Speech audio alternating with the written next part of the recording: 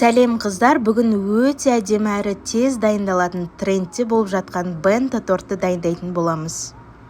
Ең алдымен торттың корждарын дайындап аламыз. Ол үшін бізге сгущенка мен жұмыртқа қажет. Екеуін біріктіріп, миксермен немесе осындай венчикпен араластырамыз.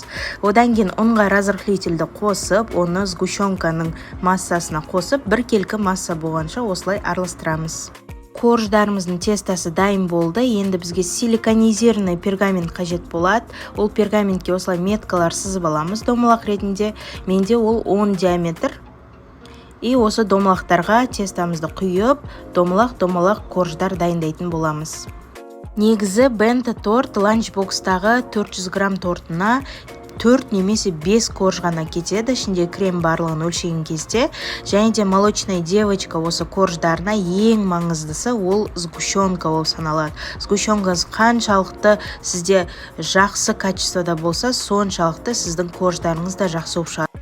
3 желания немесе деповский сгущенкаларын сізге кеңес етемін. Енді біз ішкі кремін жасап аламыз. Ішкі кремге сливки, творожный сыр, қант үшеуін бірге біріктіріп миксерлейміз. Миксерлеген кезде бізде қою бір келкі масса шығу қажет. Ішкі креміміз дайын болғаннан кейін біз тортты жинай бастаймыз. Тортты біз пергаментке жинаймыз. Оның астына кішкене ғана крем жағып, үстіне бисквитті қойып, крем, бисквит араластырып, солай тортты жинайтын боламыз.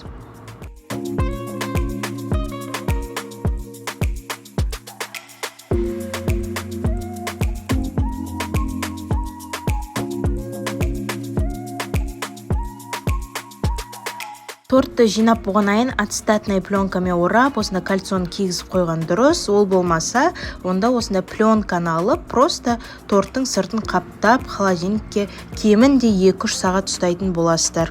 Енді торттың сыртқы кремін дайындайтын боламыз. Творожный сыр, сливкиді көп қоспаймыз бұл жерде. Енді сахар емес, сахарный пудра ғана қосасыздар.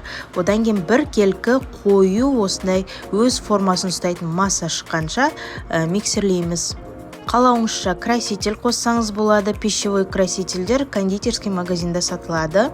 Ал енді осы кремімізді одноразовый мешокқа салып, видеода көрсеткендей кремді жағып, шпательмен обязательно түзелу керек. Шпатель болмаса үйлеріңізде кәдімгі балаларыңыздың сызғышы болады. Сол сызғышпен де түзелесеңіздер, әдемі түзу торт шығады негізінде.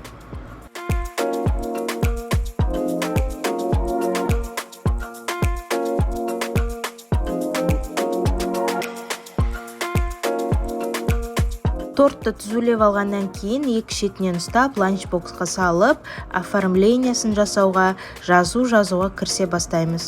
Негізі бента торттың оформлениясы өте оңай болады. Неше түрлі гүлдер, жүректер, қызық надпистер жазып қойсаңыздар болады. Біздің бента тортымыз дайын болды. Өте нежный, әдемі қыздарға арналған бента торт. Сіздерге ұнады деген ойдамын. Істеп көріңіздер. Рецепт ұнаса, лайк қойып, каналға жазылыңыздар.